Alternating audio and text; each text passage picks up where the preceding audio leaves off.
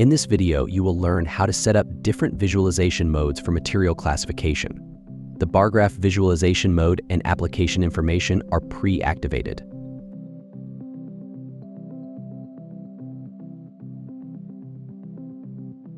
For bar graph only, go to Setup menu, then Application, and tap on App Screen View to disable all information options.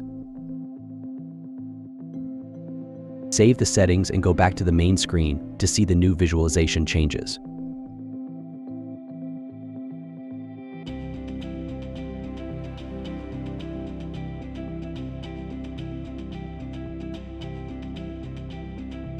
For Colorweight Visualization mode, enter to Setup menu, then Application, select Classification, and change the visualization mode to Colorweight. Edit the class's color per your preference. Then save the settings by tapping the check button.